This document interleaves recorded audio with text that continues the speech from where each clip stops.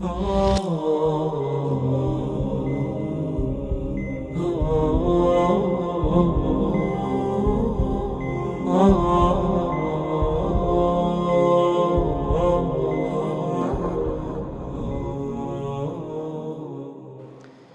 الله الرحمن الرحيم وبه نستعين. الزانم لحلقي سيم لعلمي بيان يكتدبيني وكا دو حلقة كي بيشتر باسي تماكر علمي بيان ما كردو باسي تشبيه وهندق لجورة كان ما كرد. طبعا قلت معنا وس جوراني كسرتاج باسي كدي اللي ننسي انواع التشبيه، بس ما كنت معنا انواع التشبيه انواع بخوي انواع بالله مترتيبكي جواز كدي هر او ضيه. هاتي نسا قلت مان انواع تشبيه من حيث الاركان باس ما كد كقلت مان كاكا بيتو أداة هبي نبي وجه شبه هبي نبي أجا هموي هبي أجا هيتي نبي ونيا وأنا ما باس كدو نمونش ما لسر هنا ولا سر هريا قلتش ما غلطك على شندرة وني قلت ما أجا بيت وجه شبهك هبي مفصلة أجر نبي مجملة بلام لك شبه كده غلطي كده ضل أجر نبي مفصلة باشا با هاتين لبو هر يقلوانج نمونه قرآن ما هنا استبابين نسر أنواع التشبيه من حيث المشبه والمشبه به. طبعا لكتابة كدا بهمان شيونالي من حيث المشبه والمشبه به لا برسند موسى أحمد بنجاو حفت بزانا برول هلا برا بنجاو حفطاو بنجاو ومان أوكري يكسدري والمشبه والمشبه به ونيا أو من حيث يعني أجل مشبه ومشبه به كمان اما وهامان ليكدي وهامان نسيه لوي آسان بي باشا بجري مشبه ومشبه بيكي اگر بيتو تبن اگر بيتو عقلي بن يعني حسي بن بهمان شوس تارجور من هي تبن لكتابكي دا تقريبا كديتي سي بس او زوري سيم لو خوي دو زوره يستدم لبوتان شرح داكم باشا يعني مشبه ومشبه به كدور ركن اساسي كان اگر زورك او شتي كم بشتك دشو بينم او انا شتي بس خيال بن بابلين يعني حسينا بن هست بتساوني بيني بدز دستي لينا دي او شتانا او درين سي عقليه اگر بدز دستي لي بدري بتساو بدين لي بينالين حسيه بابين زين حسي يعني عقلي يعني مشبه عقلي ومشبه حسي تمشاك والسوره ونيا كلين سوره يعني يعني زياد كده يعني تبجوري كتابكي نيه باشا لو يكسر دكتور ديتا سريه كم دله حسيين اجا مشبه ومشبه بيه كمان هادو شان حسيبون حسي الجار يعني كحس يعني هذا كابرا تو احساس كابرا سنبي احساس مثلا حاشا ونيا هست باشا هست كان جار اسمان هي ونيا ديتنا مثلا بون كدنا تام كدنا دزليدانا الى اخر اوانا بهست كانن جويلبونه دكوات بشتك بي برجسته بي بابلين باشا اگر اشتكى برجسته بو كبيتشي او دشو بينم يعني مشبه ومشبه به برجسته بو بيتيا حسيه يعني ساقا بريم بون ظلم كل والله او صبور دري او بون منا لو فرضنا وند سبيجنيا برين دري بفره ونيا صبوركتيا صبوركتيا حسيا عقليه حسية أدي بفر هر حسية ونيا دكوات مشبه ومشبه بكم حسية باش لو رويدا بابين بزانين وعجبته عكسك وبهما شو عقلية باب نمونه كتشبيه الخد بالوردي أقول لك تبى كشر نسرة وأنا كتشبيه الخد بالوردي وكو شبهان دنو ليك شواندني خدود رمت بته بوردي بقولي طبعا خد محسوسة ورديش محسوسة ما دام مشبه ومشبه بيه كمان محسوسن ضلين كاكا أو تشبيه حسيين باشا أو هادو كان حسينا وكو والجلد الناعم بالحرير باشا وروها جلد الناعم ناعم يعني ناعم يعني مر بزن عفرين نعم يعني نرم بابا يعني بيست إنسان بيست شي تنكو نرمي هبي هو بيدل نعم بالحرير بحرير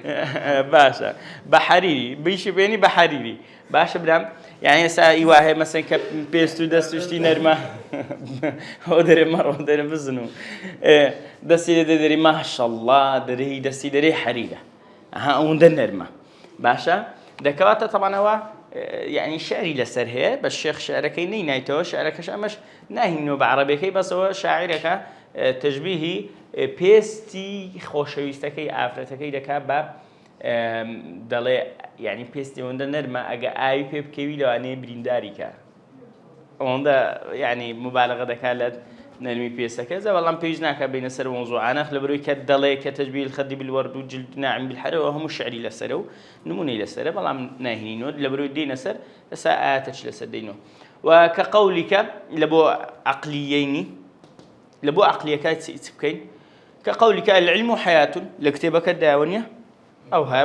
بتسلسل كقولك وكاد العلم حياة كاك زانس جيانا باشا زانس حسية نخير زانس حسينية وحياة حسية جان دطوين دسيلي بدي نخير دكواتا دك مشبه به هدو شانسنا عقلينا باشا تو اسا من حيث دوباري دكمو من حيث لو اسا قبيم العلم حياة لحيث الاركان تزورك بزام ببيتانا حتى تدريب كان سيزورك أداة تشبيه تدانية شي كش تدانية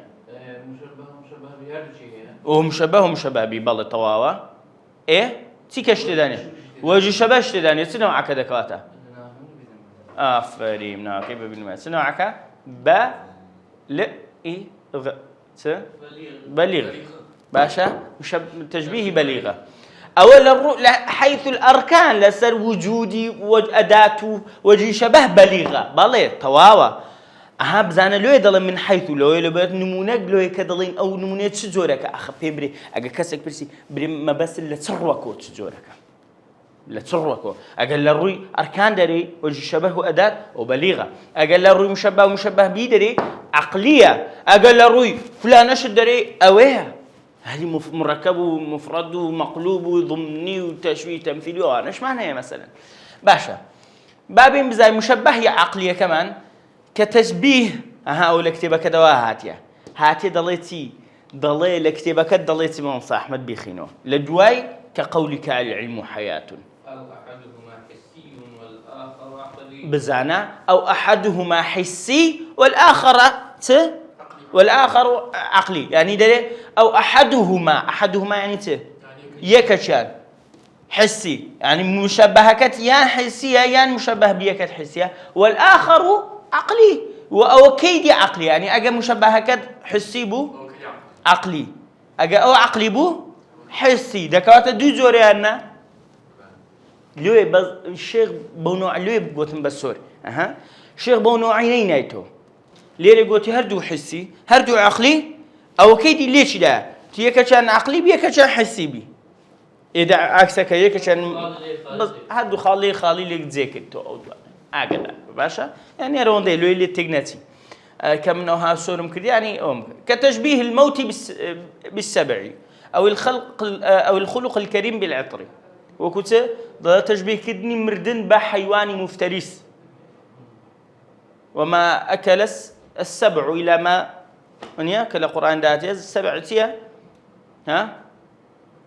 حيوانك بظ شير وقرقور ريو أو أنا يعني الله كلا بريو مفترسا يعني راو كرن قوش خورن مردن بويدا شو هني هو الشعر طبعا لا كليبهم أو بمضلوا بيم معجبهم وإذا المنية أنشبت أظفارها ألقيت كل تميمة لا تنفع ضل أجر بيتو مردن كاتك كترنوجي خويلتو وهشان ضل أوكاتي دميني كهيد نشتو جادو تميمة إسفادينية تميمتيه أو نشتو جادي بوك وقت خوي عربيش يعني لما اللي عندك لبو خو باراستن بحساب يعني اشتشي قديمة لو خوتان دزان برو السحر هو لم يجي لبسدمي سليمان وداود وهي عليهم السلام وانا لو يدلي او تشبيهتي كديا مردني با حيوان شوفترس كديا كاتو تسنجي خويلتو داو رنوكا تشيليداي توا او كاتيك تبيما اسفاديني ويشيناكا او الخلق الكريم بالعطر يعني وتكاتك خلق الكريم يعني اخلاق جوان خلق اجبرهم خلق يعني سي دروسكراو خلق باشا يعني جستا خلق يعني جستا يعني دروسكراو خلق بضمي لامك يعني أخلاق جمع أخلاق خلق كريم أخلاقي جوان بعتر ببون بنيا إنسان يعني أخلاقي جوان كابرايد استفادة لبوت النبي كباب تنشت الدادتيا بونه شو خوش راسي بابلين هرميش كت بيسا حدك وأروى مشبه حسي أو الصورة له هي قصي لنا كدي أو قصي شيخ يا بعد بزين تمشى مشبه عقلي تخوار راوس نجرم به أم اللي رمنوسيت مشبهة كمان سيا عقلية دكاتة مشبه بيكتيا حسية يعني بيزناك عكسي تو مشبه عقلي دكاتة مشبه بيه كمان حسية بزهن موايا إسا الموت بالسبع مشبهان دني مردن با حيواني مفترس باشا مشبه به مشبه كم عقلية أن موت عقلية غير حسية أدي 7 حيوانات مفترسية حسي دكاتة مشبهة شي عقلي مشبه بيه شي حسي حتى خلق كريم بالعطر باشا خلق مشبهة كيا عطركتيا مشبه بيه مشبهة كم عقلية أنه عقلية مشبه بيه كم حسي أنه دكاتة الشيخ نموني لو تنينيته عكسكي مشبهة شي حسي ومشبه بيه شي عقلي أو نموني لو نينيته أو نمونة كيتي طلعوها كأنه رؤوس الشياطين وبيرتانا أو ما لشندر هنا أو نمونة تكرين نمونة كوش بيم قلت للروك لشندر وبالشندر هنا لا أداة كيبو والله أعلم لا أداة بو هنا مانو باشا طلعوها كأنه رؤوس الشياطين أو باسي تدها طلعوها كأنه رؤوس الشياطين أجل تمشي آية كيبي طلعوها إن شجرة الزقوم طعام أثيم باسي تدك شجرة دك طلعوها شيوي أو داري بسدتي لبرئوي أو هايات سنك بيشتر باسكرا نمونك وني بريم لسرتاو أو بي لو يعني ترتيباتك عندك تكتوا أقدر طلعوها كأنه رؤوس الشياطين الشكلي داركي دلي سري شياطين كان باشا بابي مزاني مشبهة كمان سيا طلعكيا ونياش روي داركيا مشبه بيه كمان سيا رؤوس الشياطين رؤوسك مشبهة كمان سيا دار حسية أنه حسي مشبه بيه كمان سيا رؤوس الشياطين حسية كسر رأسي شيطاني جيتيا غيبية دكواتا مشبهة كمان كش وشجرة كيا بعدين طلعوها وليرة لبو الشجرة كي قريته باشا شجرة مشبهة كما حسية شجرة أما رؤوس الشياطين عقلية مشبه بيه كمان عقلية لوية أقداري أو باك هذا بابي مزانين نمونة لهر يجلوانا للقرآن ده لو يسلو القرآن ما هنا بس ولا بريلي للقرآن ما هنا بابي مزانين حسيين للقرآن ده هيك ما مشبه بهدوك حسي بي حتما نبي وإذ نتقنا الجبل فوقهم كأنه ظلة ونيا وإذ نتقنا الجبل فوقهم كأنه ظلة وظنوا أنه واقع بهم أو بس يتصدق أواته بس بني إسرائيل دك أو دم أستغفر الله العظيم أو أنا دك أو نوع بشر أنا دك خريب قصة بكم لبري راسي كانت تمشي سرور كان دك يبارك الذي يخذني عصابني أو أعصاب تقلقة أعصاب جميلة كان خوا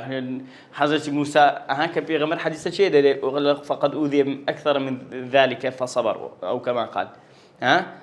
رحمة خواد لبرام لموسى بزول لو زيادة الزدرا صبرير يعني هالبعض زدي لقى عصابة جميلة كان بني إسرائيل ضلك كاتك أما شيء كمان لسنا وتسكر نتقنا الجبل نتقنا يعني نتقنا نتقى باشا رفعنا الجبل كل ورد سيات كل تشيات شيء دشت تمشي زخمي دك هالبردك دري ونيا أو شاب بسرته فوقهم كأنه ظلة كأنه مظلة كأنه ديس سيوان بوها لسسريان باشا وظنوا ليرتيه بمعنى يصير بالضبط ده ظن القرآن ده بدو معنى ده ظن لمشترك للضيف ده بمعنى يقين ده يقين بمعنى الشك ده باشا أحسن ظن مرتبة علات لا شك والله ما نملي بو توضيح حاجة يعني يقين يعني شك يعني مثلا ساتجد كاتو سياك بيتسسر سياقها برز بتو بيتسسر ديس فوتا وظنوا أنه واقع بهم بني إسرائيل قلت أنا بسسر ما كان ذكوات اللي تسيب التشبيه كل إخوة وإذ نتقنا الجبل فوقهم جبلك سيا كأنه جبلك كأنه سيا ظل ظل وكو ما ظل شليات وشي بابلينها سترك لسسرد بيشتاق ما ظل ويك ظل اللي بودك أو سيبرد اللي بودك أو وكو ما ظلش سترش بيدين ما ظل باشا اشتكى بيت السسر والسيبرد اللي بودك وشي دريت سترك هات السسر يعني وزاور حسابي خودك لو هردو كان جبلك شو ظلكش حسين ينا حسين ظلت سيبري هي يعني ستو خد دي بال ديوار شي ظليه منيا بال سقف شي ظليه انا محسين جبلك شو حسيه دباشا وهات عقليه ميزاني عقليين فهي كالحجاره او اشد قسوه اوش ما هنا ويانا نمنا كان بيشتري بونيا ضل ثم قست قلوبكم من بعد ذلك فهي كالحجارة أو أشد قسوة أم لي رقصك معي ضل ثم قست لصوت بقرة قال حز ذكر آياتك تمشاكي باشا ثم قست قلوبكم من بعد ذلك دريد دواد ضلكان ثم قست قلوبكم ضلكان رغبوا من بعد ذلك لدواء أو إي شيء كرتان فهي كالحجارة فهي لبوشة قرته قلوب لبروي ثم دفرمي ثم قست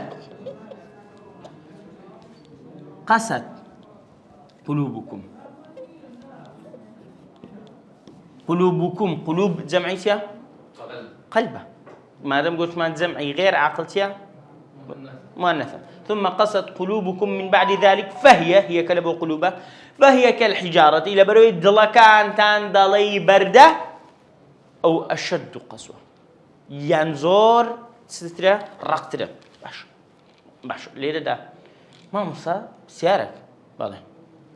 تو مشبهك قلوبك نيا مشبه به كحجارة ضل كانت نوتش بردة باش الضل لا تشندر هنايتو لا عقلي باشا قلوب عقليا حسية قلوب حسية ما بس أجا قلبي آخر عزات جاري أوم لبولا بمش ما بس ما يزار راسك قلب سيا حسية أنا حسية قلب أجا ما بس ما فؤاد بقلب حسية كلمة قلب بالضبط حجارة برتيا بردش حسية ونيا بلام ليرة آية قلوبكم ضل أو ضليلة سنين عندها فؤاد ما بس نخل ونيا أو بقوشنا تبر أقول تبر كوخين دين دسي ونيا ما بس يبي هستي أنا ما بس يبي هستي نفسي أنا مثلا ما بس يبي أوي أنا مثلا بيكلنان بلو كي كتطور رقبه إيش فادينيا دكوات اللي را شيء عقلية ما بس يبي أو ضلنية كلنا وسنانا بيتا برد فهي كالحجارة أول شيء برد إيه باش مع مستوى قوت مع قلوبك أخوه أدي وسيا نعم ليرة دام بس بيتيا تشبيها كي تيكديا رقي ضليان برقي برد رقي ضليان برقي بردي شبهان ديا رقي ضليان مشبه كي رقي بردكتيا مشبه بيكي رقي برد ورقي ضليان مشبهك ورقي بردكي هرجو كانسنا حسيني أنا عقلينا هرجو كان عقلينا ونيا هرجو كان عقلينا برد بخوي خدي خوينا رقي برد باشا دني كاكا لبرو قسوة فهي كالحجارة أشد قسوتها أقدار باب الرقية معنوية الرقية معنوية باشا خصو دائما لبوت بكادي لبو معنويات بكادي رقي معنوي لو يدلين مع العقلية لو يدري قسى قلبي يعني شيء رقبو تزور رقبونك شي معنوي باشا نقرا رقبونك شي اوها باشا طواسة او مشبه به كمان عقلية بابين بزانين بابين لا او كيدي مشبه عقلية كو أعمالهم كسراب زعم أوقات بيدردي لشندري أعمالهم كسراب دي بزعم لشندري لزعم لشندري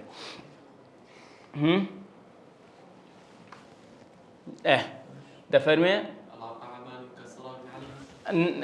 باسي چه دكا يلا باسي كافر كان دكا ام بس نسيت مع أعمالهم كسراب مشبه بيه كم هنا تكبكو قشتي باسي تدكا باسي كه والذين كفروا أعمالهم كسراب أواني والذين كفروا أواني ككفريان كرت أعمالهم كسراب عمل كان ينوكو سراب سراب سيم سراب أويك بكرديك سبحان الله لبير بتشوه أويك كابرا ما عندي دبي وتاني دبي مثلا أوي سبيدن لبياباني دا قرتك اللي دبتته أو بيدلن سراب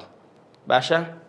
بآوي تيجيشتين دنيا هالسراب يبو كمحوي الله إلى شيء إلى شعرك يعني ضل بآوي تيجيشتين دنيا وما زان دنيا أو هالبوي ما غار بس زوايا كم مد دينو زان منسيا كسر سراب يبو بجوهر دان بقش بلدان محوي ما مضي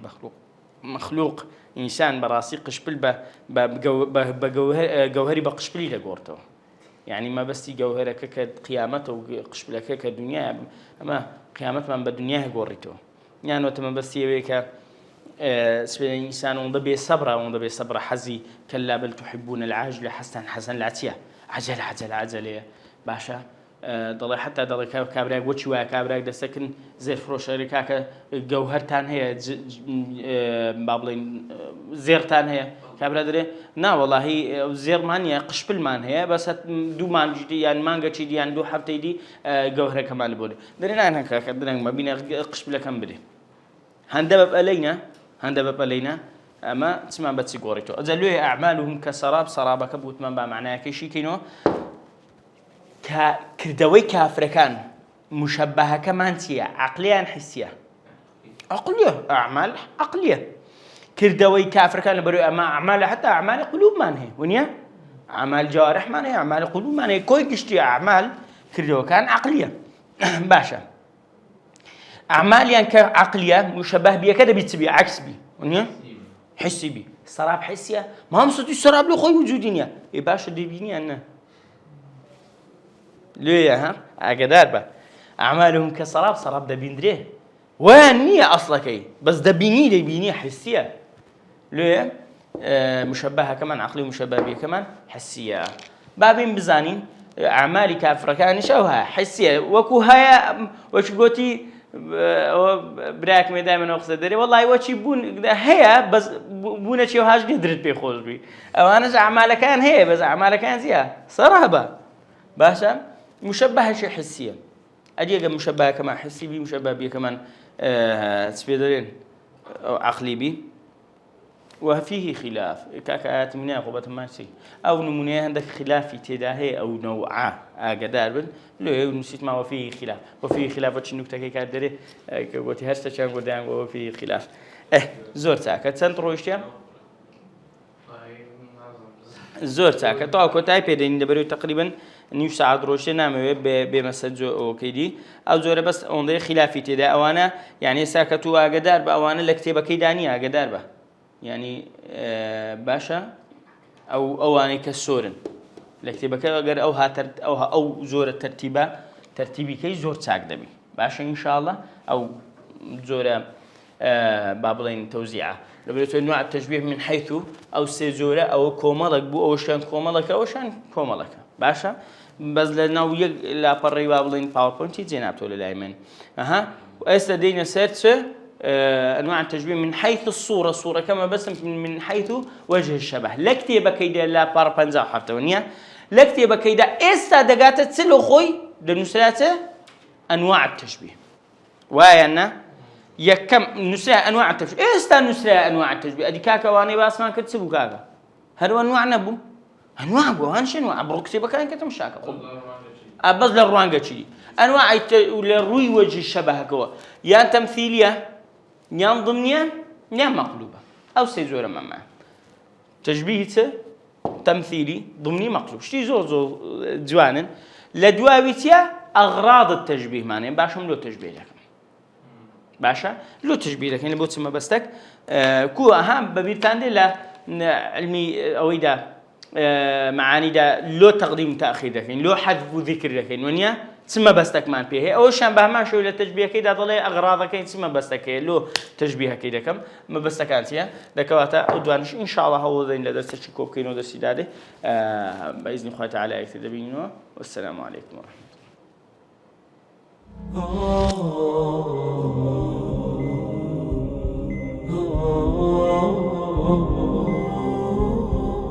الله